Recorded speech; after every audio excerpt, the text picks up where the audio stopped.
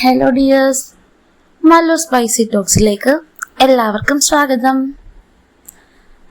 അപ്പോൾ നമുക്കൊരാഴ്ചയായിട്ട് ഇപ്പോൾ സ്റ്റോറീസ് ഒന്നും ഇല്ലായിരുന്നു. അപ്പോൾ ഇന്നിതാ എല്ലാവരും സ്റ്റോറിക്ക് വേണ്ടിയിട്ട് വെയിറ്റിംഗ് ആണെന്നറിയാം. പുതിയൊരു കഥയുമായിട്ടാണ് ഞാൻ വന്നിരിക്കുന്നത്. ഇന്നത്തെ സ്റ്റോറി ഗായത്രിയുടേതാണ്. കഥയിലെ നായകൻ ഗായത്രിയുടെ മാമനായ സേതു ആണ് കേട്ടോ. സേതു മാമൻ ഗായത്രിയുടെ അമ്മയുടെ അനിയനാണ്. അപ്പോൾ നേരെ നമുക്ക് കഥയിലേക്ക് പോയാലോ. എൻ്റെ പേര് ഗായത്രി. ഞാനും എൻ്റെ അമ്മയും അച്ഛനും അടങ്ങുന്നതായിരുന്നു ഞങ്ങളുടെ കുടുംബം. അച്ഛൻ്റെ അമ്മയുടെയും പ്രണയവിവാഹമായിരുന്നത് കൊണ്ട് രണ്ട് വീട്ടുകാരുടെയും കുടുംബക്കാരുമായി ഞങ്ങൾക്ക് യാതൊരു അടുപ്പവും ഉണ്ടായിരുന്നില്ല. ആകപ്പാടെ ഞങ്ങളോട് കുറച്ചെങ്കിലും ബന്ധം പുലർത്തിയിരുന്നത് അമ്മയുടെ അനിയനായിരുന്ന എൻ്റെ സേതുമാമനാണ്. മാമനും അമ്മയും തമ്മിൽ എന്തോ 3 വയസ്സിൻ്റെ വ്യത്യാസമേ ഉണ്ടായിരുന്നുള്ളൂ. വിവാഹത്തിന് ശേഷം അമ്മയും അച്ഛനെയും പല കാര്യങ്ങളിൽ മാമൻ സഹായിക്കാനും അല്ലാതെ തന്നെ കൂടെ നിന്ന് സപ്പോർട്ട് ചെയ്യാനും ഒക്കെ ശ്രമിക്കാറുണ്ടായിരുന്നു. അമ്മയുടെ അച്ഛനും അമ്മയും ഇതൊന്നും അറിയാതില്ല. കാരണം അറിഞ്ഞാൽ അതൊക്കെ വലിയ പ്രശ്നമാകുമല്ലോ. അവർക്കാർക്കും ഞങ്ങളുടെ വീട്ടുകാരുടെ യാതൊരു താല്പര്യവും ഉണ്ടായിരുന്നില്ല. അങ്ങനെ ഇരിക്കെ സേതു മാമൻ്റെ കല്യാണം കഴിഞ്ഞപാടും മാമിയുമായി മാമൻ ഗൾഫിലേക്ക് പോയി. അവർ പിന്നെ അവിടെ സെറ്റിലായി. ഇടയ്ക്കിടയ്ക്ക് നാട്ടിലേക്ക് വരുമെന്നല്ലാതെ അമ്മയുടെ വീട്ടുകാരുമായി തന്നെ മാമന് വലിയ അടുപ്പമൊന്നും ഇല്ല ഇപ്പോൾ. എന്നാൽ എൻ്റെ വീട്ടുകാരുമായി അങ്ങനെയല്ല കേട്ടോ. എൻ്റെ അമ്മയും അച്ഛനുമായി വളരെയധികം സ്നേഹത്തിലായിരുന്നു സേതു മാമനും മാമിയും. അങ്ങനെ 3 കൊല്ലം മുന്നേ ആണ് എൻ്റെ അച്ഛൻ ഒരു ആക്സിഡൻറ്റിൽ മരണപ്പെട്ടത്. ഞങ്ങൾക്കെല്ലാവർക്കും അത് വളരെ വലിയ ഷോക്കായിരുന്നു. ആ സമയം ഞാൻ 9ാം ക്ലാസ്സിൽ പഠിക്കുകയാണ്. എക്സാമിൻ്റെ സമയത്തായിരുന്നു. മാമനും മാമിയും ഞങ്ങളെ ഒരുപാടൊന്ന് മെൻ്റലി ഹെൽപ്പ് ചെയ്തിട്ടുണ്ട്. ആകെ താങ്ങായിട്ടും തണലായിട്ടും ഇപ്പോൾ അവർ മാത്രമേ ഞങ്ങൾക്കുള്ളൂ. ഇപ്പോൾ അമ്മയും ഞാനും സ്വന്തമായി വെച്ച് കെട്ടിയുണ്ടാക്കിയ വീട്ടിൽ തന്നെയാണ് താമസിക്കുന്നത്. അതിലും മാമൻ്റെ ഫിനാൻഷ്യൽ സപ്പോർട്ട് തന്നെയാണ് കേട്ടോ എടുത്തു പറയാനുള്ളത്. അമ്മ ഒരു സാധാരണ സ്കൂളിലെ പ്യൂണായിട്ടാണ് വർക്ക് ചെയ്യുന്നത്. അവിടെ നിന്ന് കിട്ടുന്ന തുച്ഛമായ ശമ്പളം കൊണ്ട് ഇപ്പോൾ ഞങ്ങൾക്ക് നിത്യജീവിത ചെലവ് തന്നെ താങ്ങാൻ കഴിയുന്നില്ല. ഇപ്പോൾ മാമനും മാമിയും നാട്ടിലേക്ക് വന്നിട്ട് ഏതാണ്ട് 3 വർഷത്തോളമായി. അച്ഛൻ്റെ ആ ആക്സിഡൻറ്റും മറ്റു ചടങ്ങുകൾക്ക് ശേഷം പോയതിന് ശേഷം ഇപ്പോഴാണ് അവർ വീണ്ടും വരാൻ പോകുന്നത്. ഇത്തവണ അവർ വരുന്നതിന് കാരണം ഞാനാണ് കേട്ടോ. എന്താണെന്നല്ലേ, എനിക്ക് ബാംഗ്ലൂരിലൊരു കോളേജിലാണ് മാമൻ അഡ്മിഷൻ ശരിയാക്കിയിട്ടുള്ളത്. നാട്ടിൽ തന്നെ മതിയെന്നായിരുന്നു എൻ്റെ അമ്മയുടെ ആഗ്രഹമെങ്കിലും ആ മികച്ച കോളേജിലെ സൗകര്യങ്ങളും അവിടെ മാത്രം പ്രത്യേകതയുള്ള ഈ കോഴ്സും എനിക്ക് വളരെ ഇഷ്ടമായിരുന്നു. എൻ്റെ ഇഷ്ടത്തിനൊപ്പം പൈസ ഒരു തടസ്സമായി കാണണ്ടെന്ന് അമ്മയോട് പറഞ്ഞത് മാമൻ തന്നെയാണ്. മാമനും മാമിയും അങ്ങനെ ഇന്നലെ വീട്ടിലേക്ക് എത്തി.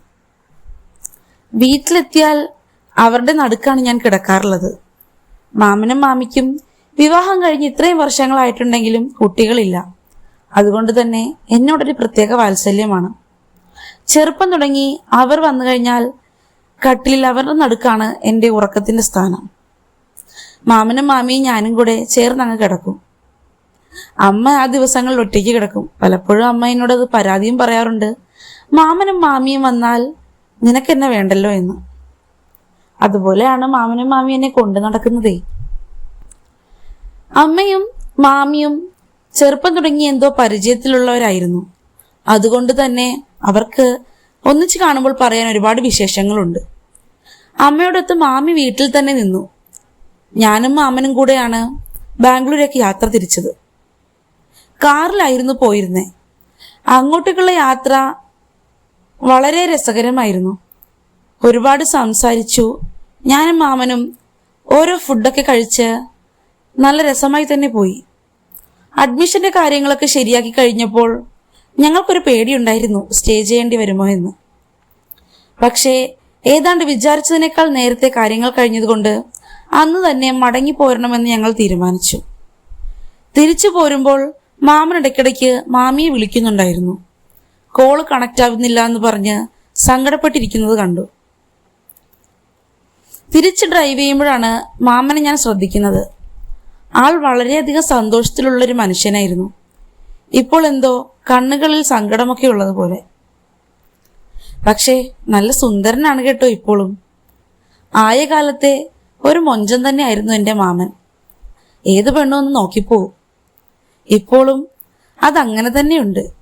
പ്രായം കൂടുന്തോറും വീര്യം കൂടുമെന്ന് പറഞ്ഞ പോലെ ആ സൗന്ദര്യം അങ്ങ് കൂടിയിട്ടുണ്ടെന്നേ ഉള്ളൂ.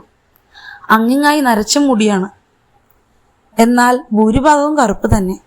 നല്ല കട്ടി മീശയും ട്രിം ചെയ്ത് നിർത്തിയിരിക്കുന്ന ഷേപ്പുള്ള താടിയും. മാമൻ അധികവും ഫോർമൽസ് ആണ് ധരിക്കാറുള്ളത്. ഷർട്ടിൻ്റെ ആ കൈയുണ്ടല്ലോ മടക്കി എപ്പോഴും അങ്ങ് കയറ്റി വയ്ക്കും. ഡ്രൈവ് ചെയ്യുമ്പോൾ സ്റ്റിയറിങ്ങിൽ പിടിച്ചിട്ടുള്ള ആ കൈയിലെ വെയിൻസ് തെളിഞ്ഞു നിൽക്കുന്നത് കാണാൻ നല്ലൊരു ചന്തമാണ്. അധിക സമയവും ഞാൻ മാമൻ്റെ ആ കൈ തന്നെ നോക്കിയിരിക്കാറുണ്ട്. ചുരുക്കത്തിൽ പറഞ്ഞാൽ ഒരു സുന്ദര കൂട്ടം തന്നെ. തിരിച്ചു വരുമ്പോൾ മാമനോട് ഞാൻ കാര്യമായി തന്നെ ചോദിച്ചു, എന്തെങ്കിലും വിഷമമുണ്ടോ എന്ന്. ഒന്നുമില്ലടാ എന്ന് പറഞ്ഞ് മാമൻ ഒഴിയുന്നുണ്ട്. എങ്കിലും ഞാൻ കാര്യമായി തന്നെ ചോദിച്ചു. മാമനും ഞാനും ചെറുപ്പം തുടങ്ങിയ നല്ല കൂട്ടാണല്ലോ. അതുകൊണ്ട് പല കാര്യങ്ങളും ഞങ്ങളിങ്ങനെ ഡിസ്കസ് ചെയ്യാറുണ്ട്. മാമി ഇപ്പോൾ തന്നോടെന്തോ അകൽച്ച കാണിക്കുമെന്നാണ് മാമൻ പറഞ്ഞു വരുന്നത്. ഇപ്പോൾ അവർ രണ്ടുപേരും 2 റൂമിലാണത്ര കിടക്കുന്നത്. അത് കേട്ടപ്പോൾ ഞാനൊന്ന് ഞെട്ടി. അതെന്താ അങ്ങനെ? അത് നിനക്ക് പറഞ്ഞാൽ മനസ്സിലാവില്ല. കാര്യം നീ കൊച്ചുകുട്ടിയൊക്കെയാണ്. അത് പറഞ്ഞിട്ട് കള്ളക്കണ്ണിട്ട് എന്നെ ഒരു നോട്ടം. എന്തേ, കൊച്ചുകുട്ടി തന്നെയല്ലേ? ഞാൻ പറഞ്ഞു. കൊച്ചുകുട്ടി ആയിരുന്നു, പക്ഷെ ഇപ്പോൾ അല്ല. പെണ്ണങ്ങ് വളർന്നു പോയി. കുറച്ചൊന്നും അല്ല കേട്ടോ, വല്ലാതെ തന്നെ. മാമൻ അങ്ങനെ പറഞ്ഞപ്പോൾ എനിക്ക് എന്തോ പോലെയായി. പിന്നീട് അതിനെപ്പറ്റി ഞാനൊന്നും സംസാരിച്ചില്ല. അതിനിടയ്ക്ക് ഒളിഞ്ഞും തെളിഞ്ഞും മാമൻ എന്നെ ശ്രദ്ധിക്കുന്നതായി ഞാൻ മനസ്സിലാക്കി. ഭക്ഷണം കഴിക്കുമ്പോഴും ഇടയ്ക്കിടയ്ക്ക് ഞാൻ ഫോണിൽ തോണ്ടുമ്പോഴൊക്കെ മാമൻ എന്നെ വല്ലാതെ ഒരു നോട്ടം നോക്കുന്നുണ്ട്. ചിലപ്പോൾ ആ നോട്ടത്തിൽ ഞാൻ ചൂളി പോകുന്നത് പോലെ. എന്നിരുന്നാലും ആ സുന്ദരൻ മാമന്റെ നോട്ടം കിട്ടാനും വേണമല്ലോ ഒരു ഭാഗ്യം. എനിക്ക് ആ നോട്ടത്തിൽ ഒരല്പം അഭിമാനവും ഉണ്ടായിരുന്നു. പക്ഷെ വേറെ രീതിയിലൊന്നും ഞാൻ ആ നോട്ടത്തിനെ ചിന്തിച്ചിട്ടില്ല. അത് തന്നെയാണ് വാസ്തവം. ഒരുപാട് നേരത്തെ ഡ്രൈവിംഗ് ഉണ്ടായിരുന്നു. അതിനിടയിൽ മാമൻ പലപ്പോഴായി എന്നോട് ആ കാര്യങ്ങളൊക്കെ പറഞ്ഞു. മാമനും മാമിയും ഇപ്പോഴും നല്ല സ്നേഹത്തിലൊക്കെ തന്നെയാണ്.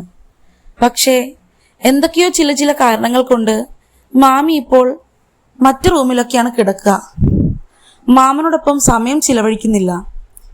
ചില കാര്യങ്ങളിൽ മാമിക്ക് തീരെ താല്പര്യമില്ല. തുറന്നു പറയാൻ കുറച്ച് വിഷമിച്ചെങ്കിലും മാമൻ ഒടുവിൽ അത് എന്നോട് പറഞ്ഞു. മാമിക്ക് ഒന്നിലും താല്പര്യമില്ലത്രേ.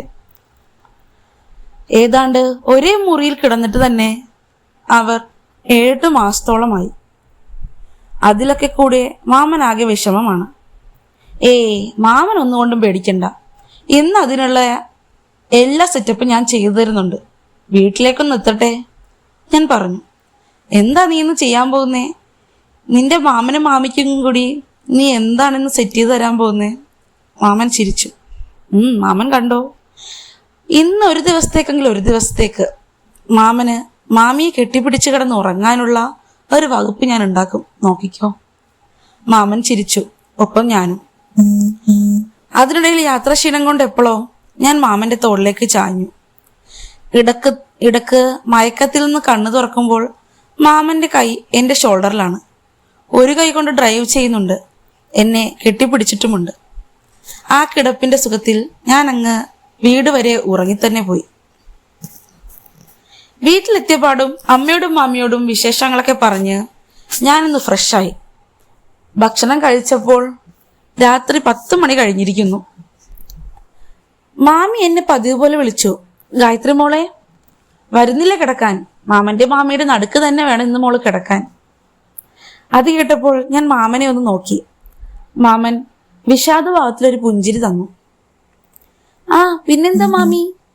ഞാൻ റെഡിയായി അവരുടെ ഒപ്പം ചെന്നു. മാമൻ ആദ്യം തന്നെ കട്ടിലിൽ സ്ഥാനം പിടിച്ചിട്ടുണ്ടായിരുന്നു. സാധാരണ ഒന്നിച്ച് കിടക്കാൻ വരുമ്പോൾ ഒറ്റച്ചാട്ടത്തിന് ഞാൻ മാമനൊപ്പം കയറി കിടക്കുന്നതാണ്. എന്നാൽ ഇന്ന് ഞാൻ നിന്ന് പരുങ്ങി. തൽക്കാലം ഞാനിന്ന് താഴെ കിടന്നോളാം, മാമി തന്നെ കട്ടിലേ കിടന്നോളൂ. എങ്ങനെ നോക്കിയിട്ടും മാമി സമ്മതിക്കുന്നില്ല. ഒടുവിൽ എങ്ങനെയൊക്കെയോ പറഞ്ഞൊപ്പിച്ച് ഞാൻ തറയിൽ ഒരു പായ വിരിച്ച് കിടന്നു. മാമിയും മാമനും ഒരുപാട് നാളുകൾക്ക് ശേഷം ഒന്നിച്ച് ബെഡിലും. ക്ഷീണം കൊണ്ട് എപ്പോഴോ ഞാനൊന്ന് മയങ്ങിപ്പോയി.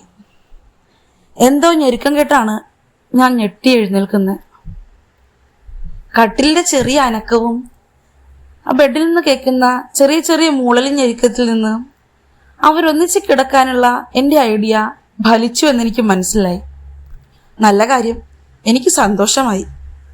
മാമൻ്റെ ഒരുപാട് കാലത്തെ ആ പട്ടിണി അങ്ങ് അവസാനിച്ചല്ലോ. ഞാൻ അറിയാതെ വീണ്ടും ഉറങ്ങിപ്പോയി. പാവങ്ങൾ, ചിലപ്പോൾ ഞാൻ ഉറങ്ങിപ്പോയെന്ന് വിചാരിച്ചായിരിക്കും കലാപരിപാടികൾ തുടങ്ങിയത്. ഇടയ്ക്ക് ഇതുപോലെ ഞെട്ടി ഇതൊക്കെ ഞാൻ അറിയുമെന്ന് അവർ മനസ്സിലാക്കിയിട്ടുണ്ടാവില്ല. എനിക്ക് ചിരി വന്നു. എപ്പോഴോ അതുവഴി ബാത്റൂമിലേക്ക് പോയ മാമൻ ഞാൻ ഉണർന്നു കിടക്കുന്നത് കണ്ടു. ഹോ, എനിക്കാകെ ചളിപ്പായി.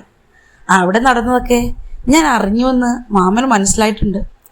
നാളെ എങ്ങനെ ഞാൻ ഫേസ് ചെയ്യുമെന്നോർത്ത് ആകെപ്പാടെ ചമ്മലിലാണ് ഞാൻ അന്ന് ഉറങ്ങാൻ കിടന്നത് കേട്ടോ. പിറ്റേ ദിവസം രാവിലെ തന്നെ മാമനും മാമിയും എഴുന്നേൽക്കുന്നതിന് മുന്നേ ചാടിപ്പോയി ഞാൻ അമ്മയുടെ കൂടെ കിടന്നു. വേറൊന്നും അല്ല, ഉറക്കം എണീറ്റ് കഴിഞ്ഞാൽ മാമനെ ഫേസ് ചെയ്യാൻ വയ്യ. അത് തന്നെയാണ് കാരണം. ഏതാണ്ട് കാലത്ത് 10 മണിയോടടുത്തപ്പോൾ ഭക്ഷണം കഴിക്കാനുള്ള വട്ടം കൂട്ടുകളായിരുന്നു ഞങ്ങൾ. ബ്രേക്ക്ഫാസ്റ്റിനുണ്ടായിരുന്ന സാധനങ്ങളൊക്കെ എടുത്ത് ടേബിളിൽ നിരത്തുമ്പോഴേക്കും മാമനും മാമിയും കഴിക്കാനായി വന്നു. എനിക്ക് മാമൻ ഫേസ് തരുന്നില്ല, അതുപോലെ തന്നെ ഞാൻ മാമനും ഫേസ് കൊടുക്കുന്നില്ല. ഒടുവിൽ എപ്പോഴോ ഞങ്ങൾ മുഖാമുഖം നോക്കിയപ്പോൾ ഒരു വളിച്ച ചിരിയാണ് ഞാൻ മാമന് കൊടുത്തത്. അതുപോലെ തന്നെ സേതുമാമനും ഒരു ചമ്മിയ ചിരി എനിക്ക് തന്നു. അമ്മയും മാമിയും കൂടെ വീടിനടുത്തുള്ള അവരുടെ പ്രായമായ ഒരു അമ്മായിയെ കാണാനായി പോകുമ്പോൾ ഞാൻ മാമനും വീട്ടിൽ തനിച്ചായി.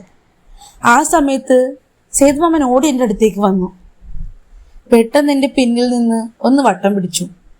ഞാൻ ആകെ ഒന്ന് ഞെട്ടി. എന്താ സംഭവിക്കുന്നതെന്ന് മനസ്സിലാകുന്നതിന് മുന്നേ മാമൻ എന്നോട്, എൻ്റെ പൊന്നുമോളെ, നിന്നോട് എത്ര നന്ദി പറയണ്ടേ എന്നെനിക്കറിയില്ല എന്നാണ് പറഞ്ഞത്. എനിക്ക് സന്തോഷമായി. എന്തു പറ്റി മാമ എന്ന് ചോദിച്ചപ്പോൾ, നിനക്കറിയാമോ എത്ര കാലമായി ഞാൻ ഇതുപോലൊരു മുഹൂർത്തത്തിനാ കാത്തിരിക്കുന്നതെന്ന്? നിന്റെ മാമി ഒരുപാട് നാളുകൾക്ക് ശേഷമാണ് ഇതുപോലെ സമ്മതിച്ചു തരുന്നത്. അതിന് സ്പെഷ്യൽ താങ്ക്സ് നിനക്കാണ്. എത്ര നന്ദി പറഞ്ഞാലും മതിയാവില്ല. ഇതും പറഞ്ഞ് മാമന്റെ കൈ വീണ്ടും വീണ്ടും എന്നെ അമർത്തിക്കൊണ്ടിരുന്നു. എന്തോ ഒരു പ്രേരണയാൽ കുറച്ച് നിമിഷങ്ങൾ ഞങ്ങൾ അങ്ങനെ തന്നെ നിന്നു. പെട്ടെന്ന് ഏതോ ഒരു നിമിഷത്തിൽ ഞങ്ങൾ രണ്ടുപേരുടെയും കൈവിട്ടുപോയി എന്ന് വേണം പറയാൻ. എന്നെ ചേർത്ത് നിർത്തി മാമൻ എൻ്റെ ചുണ്ടുകൾ വലിച്ചു. കുറച്ച് നേരത്തിന് ശേഷമാണ് എനിക്ക് സ്ഥലകാല ബോധമുണ്ടായത്.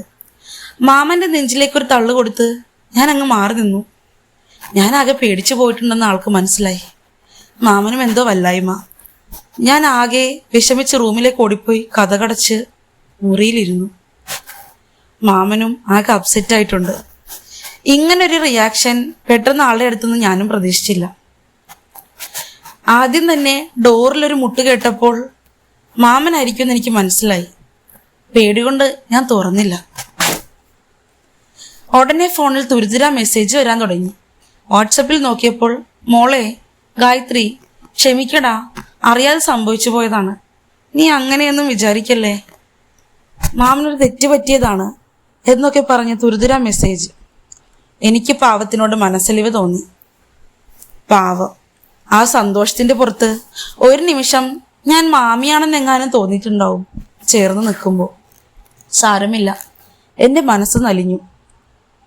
ഞാനൊരു ചിരിക്കുന്ന ഇമോജി അയച്ചു.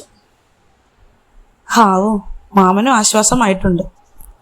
ഞാനങ്ങ് പേടിച്ചു പോയി. മാമൻ മെസ്സേജ് അയച്ചു. തിരിച്ച് ഞാനും അയച്ചു, അതേ മാമ, ഇങ്ങനെ കെട്ടിപ്പിടിക്കുമ്പോഴൊക്കെ മാമിയാണ് ഞാനെന്നുള്ളൊരു ചിന്ത വേണ്ടാട്ടോ. ചിരിച്ചുകൊണ്ട് മാമന്റെ വോയിസാണ് വന്നത്. അതിന് മാമിയാണെന്ന് തോന്നിയിട്ടല്ല ഞാൻ അങ്ങനെ ചെയ്തത്, നീയാണെന്ന് ഉത്തമ ബോധ്യമുള്ളത് കൊണ്ട് തന്നെയാണ്.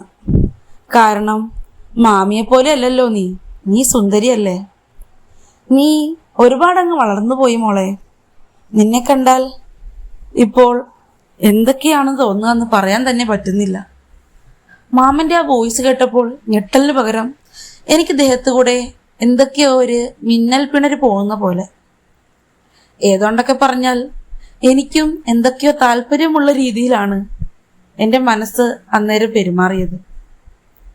തിരിച്ച് ഞാൻ മെസ്സേജൊന്നും അയക്കാഞ്ഞപ്പോൾ മാമന് വീണ്ടും ടെൻഷനായി. ഡോറിന്റെ മുന്നിൽ വീണ്ടും കൊട്ടു തുടങ്ങി. ഡോർ തുറന്ന് ഞാൻ പുറത്തേക്ക് വന്നു. എന്നാൽ ഇത്തവണ എൻ്റെ മുഖത്ത് പേടിയല്ലായിരുന്നു, മുഖത്തൊരു കള്ളച്ചിരിയും ഒരു നാണവും. മുഖം കുനിച്ച് ഞാൻ അവിടെ തന്നെ നിന്നു. അപ്പോഴേക്കും മാമൻ അരികിലായി നടന്നു വരികയായിരുന്നു. ഡോറ് തുറന്ന് അതേ സമയം തന്നെ മാമിയും അമ്മയും കൂടെ അകത്തേക്ക് കയറി വന്നു. മാമൻ എന്തൊക്കെയോ നഷ്ടബോധത്തോടെ അവരുടെ അടുത്ത് വിശേഷങ്ങളൊക്കെ ചോദിച്ചു. ഞാനും ഒരു ചളിപ്പോടെ മുറിയിലേക്ക് പോയി. അന്ന് വൈകിട്ട് ഞങ്ങൾക്ക് ഒരു ഫാമിലി ഫംഗ്ഷൻ ഉണ്ടായിരുന്നു. ഒരുപാട് നാളുകൾക്ക് ശേഷം അമ്മയോടും അച്ഛനോടും കല്യാണത്തിന്റെ സമയത്ത് തന്നെ ദേഷ്യപ്പെട്ടിരുന്ന അവരുടെ ഒരമ്മായി അമ്മയോട് ഇപ്പോൾ വളരെയധികം അടുപ്പം കാണിക്കുന്നുണ്ട്. ആ വീട്ടിലേക്ക് ഒരു ഫംഗ്ഷന് ക്ഷണം കിട്ടിയത് കൊണ്ട് ഞങ്ങൾ എല്ലാവരും ഒന്നിച്ചാണ് പോയത്. എന്നാൽ അന്ന് രാത്രി തന്നെ എനിക്ക് തിരിച്ചു പോരണമായിരുന്നു. അഡ്മിഷന്റെ കാര്യങ്ങൾക്കായി കുറച്ച് പേപ്പറുകൾ കൂടി ശരിയാക്കി വെക്കണമായിരുന്നു. അമ്മായിക്കാണെങ്കിലോ വരാൻ തീരെ താല്പര്യമില്ല. പാവം, ഒരുപാട് നാളുകൾക്ക് ശേഷം ഇന്നലെ കിട്ടിയ അമ്മാവന്റെ പരാക്രമത്തിൽ അത് പേടിച്ചു പോയിട്ടുണ്ടെന്ന് തോന്നുന്നു. അമ്മായിയും അമ്മയും കൂടെ ഒരുപാട് നാളുകളുടെ വിശേഷങ്ങൾ പറഞ്ഞ് അങ്ങനെ അവിടെ കൂടെ മാമിയും എന്നെയും മാമനെയും കൂടെ അമ്മ വീട്ടിലേക്ക് അയച്ചു. മാമന്റെ ഒപ്പം ഇത്തവണ കാറിൽ കയറുമ്പോൾ എനിക്ക് നെഞ്ച് പടപടാ ഇടിക്കുകയായിരുന്നു. മറ്റൊന്നുമല്ല, എന്തൊക്കെയോ നടക്കുമെന്ന് ഒരു തോന്നൽ എൻ്റെ മനസ്സിൽ. എൻ്റെ ചെറിയ താല്പര്യവും മാമനിപ്പോ മനസ്സിലായിട്ടുണ്ട്. എൻ്റെ മുഖത്ത് നിന്ന് മാമൻ അത് രാവിലെ വായിച്ചെടുത്തതാണ്. ഡ്രൈവിങ്ങിനിടയിൽ ഇടയ്ക്കിടയ്ക്ക് മാമൻ എൻ്റെ തലയിൽ തഴുകാനും മുടിയിലൂടെ തലോടാനൊക്കെ തുടങ്ങി. ഏതാണ്ട് എല്ലാത്തിനും മൗനം സമ്മതം എന്ന മട്ടായിരുന്നു എനിക്കുണ്ടായിരുന്നത്. എന്നാൽ തല കുനിച്ച് നാണിച്ചിരിക്കുന്ന എൻ്റെ മുഖത്ത് നിന്ന് മാമൻ എനിക്ക് യാതൊരു താല്പര്യക്കുറവുമില്ല എന്ന് ഏതാണ്ടൊക്കെ മനസ്സിലാക്കി എടുത്തിട്ടുണ്ട്. നന്നേ മെലിഞ്ഞിട്ടായിരുന്നു ഞാൻ. ഇപ്പോൾ ഈ പ്രായമായപ്പോൾ ഒരുപാട് തുടുത്തുപോയി. ആ തുടിപ്പൊക്കെ എടുത്തറിയുന്നുണ്ട്. ഇതായിരുന്നു ഡ്രൈവിങ്ങിനിടയിൽ മാമൻ എടുത്തെടുത്ത് പറഞ്ഞുകൊണ്ടിരുന്ന വാചകങ്ങൾ. ഞാനാകെ പൂത്ത് തളിർത്തുപോയ അവസ്ഥയിലായി. വീട്ടിലെത്തിയപാടും എനിക്കകത്തേക്ക് കയറാൻ തന്നെ ഒരു പേടി. അങ്ങനെ ഡോറ് തുറന്ന് ലൈറ്റൊക്കെ ഓണാക്കി അകത്തേക്ക് കയറിയപ്പോൾ ഏതാണ്ട് ഞാൻ പ്രതീക്ഷിച്ച പോലെ തന്നെയായിരുന്നു സംഭവിച്ചത്. പിന്നിൽ നിന്ന് ഒരു വട്ടം ചുറ്റിപ്പിടിക്കൽ. ഒരു 10 നിമിഷത്തോളം ഞങ്ങൾ അങ്ങനെ തന്നെ നിന്നു. പിന്നീട് മുഖത്തോട് മുഖം നോക്കി നിൽക്കുമ്പോൾ നാണം കൊണ്ട് എൻ്റെ മുഖമാകെ ചുവന്ന തക്കാളി പോലെ ആയിരുന്നു. മാമനും ഏതാണ്ട് ആ അവസ്ഥയൊക്കെ തന്നെ. കല്യാണം കഴിഞ്ഞ വധൂവരന്മാരെ പോലെ ആയിരുന്നു ഞങ്ങളപ്പോൾ. ഒടുവിൽ മാമന്റെ നോട്ടം എനിക്ക് റെസിസ്റ്റ് ചെയ്യാൻ പറ്റില്ലെന്നായപ്പോൾ ഞാൻ മുഖം പൊത്തി എൻ്റെ മുറിയിലേക്ക് ഓടി. ഒരല്പ നിമിഷത്തിനകം മാമന്റെ കാൽപെരുമാറ്റം ഞാൻ അവിടെ കേട്ടു. പിന്നീട് ഡോർ ലോക്കാവുന്നതിൻ്റെയും കൊളുത്ത് വീഴുന്നതിൻ്റെയും ശബ്ദമാണ് ഞാൻ കേട്ടത്. പടപടാം ഇടിക്കുകയായിരുന്നു എൻ്റെ ഹൃദയം. അപ്പോൾ കുറച്ചു സമയത്തിനകം തന്നെ ആ മുറി ഞങ്ങളൊരു മണിയറയാക്കിയെന്ന് വേണം പറയാൻ. എന്നെ എല്ലാത്തിൻ്റെയും ആദ്യ പാഠങ്ങൾ എൻ്റെ മാമൻ പഠിപ്പിച്ചു തന്നു. 43 വയസ്സുണ്ടെങ്കിലും ആളിപ്പോഴും ഒരു കുതിര തന്നെയാണ് എല്ലാ അർത്ഥത്തിലും. അതിൻ്റെ അർത്ഥമൊക്കെ എനിക്ക് മാമൻ പഠിപ്പിച്ചു തന്നു. പിന്നീട് മാമന്റെ സുന്ദരിക്കുട്ടി, നിനക്ക് ഇത്ര സൗന്ദര്യമുണ്ടായിരുന്നെന്ന് എനിക്കിപ്പോഴാണ് അറിയാൻ കഴിഞ്ഞത്. ഇടയ്ക്കിടയ്ക്ക് മാമന്റെ ഓരോരോ അപ്രിസിയേഷൻസ് എനിക്ക് രോമാഞ്ചം തന്നുകൊണ്ടിരുന്നു. പുറത്തൊരു ഇടിവെട്ടും മഴയും കൂടെ ആയപ്പോൾ ഞങ്ങളുടെ എല്ലാ കഥകളും പൂർത്തിയായി. ഒരുപാട് ക്ഷീണിച്ച് ഒരുപാട് പണികൾക്ക് ശേഷമാണ് അന്ന് ഞങ്ങൾ കിടന്നുറങ്ങിയത്. എന്തൊക്കെ പറഞ്ഞാലും എൻ്റെ മാമൻ ആൾ അടിപൊളി തന്നെയാ. പ്രായം ഇത്രയായി ഒരുപാട് കാര്യങ്ങളിലൂടെ ഞാൻ കടന്നുപോയെങ്കിലും ആ ഒരു ഓർമ്മ എനിക്ക് വല്ലാത്തൊരു കുളിരാണ് തരുന്നത്. മാമനെ അകറ്റി നിർത്തുന്ന മാമി ഒരു മണ്ടി തന്നെയെന്ന് ഞാൻ പലപ്പോഴും ആലോചിക്കാറുണ്ട്. പിന്നീട് മാമനും മാമിയും നാട്ടിൽ വരുമ്പോൾ ഞങ്ങളുടെ ഇത്തരം കൂടിക്കാഴ്ചകൾ സ്ഥിരമായി. മാമനും ഞാനും വളരെയധികം അതൊക്കെ ആസ്വദിക്കുന്നുണ്ട് എന്ന് വേണം പറയാൻ. ആരും അറിയാതെ ഇതിങ്ങനെ തന്നെ പോകണമേ എന്ന് തന്നെയാണ് എൻ്റെ ആഗ്രഹവും. എല്ലാവർക്കും ഞങ്ങളുടെ ഈ സ്റ്റോറി ഇഷ്ടമായെന്ന് വിചാരിക്കുന്നു. ഇഷ്ടപ്പെട്ടിട്ടുള്ള കൂട്ടുകാർ ഒരു ലൈക്ക് തരാനും നമ്മുടെ ചാനൽ ഒന്ന് സബ്സ്ക്രൈബ് ചെയ്യാനും മറക്കരുത് കേട്ടോ. അപ്പോൾ മറ്റൊരു കഥയുമായി ഞാൻ വീണ്ടും വരാമേ. Bye bye.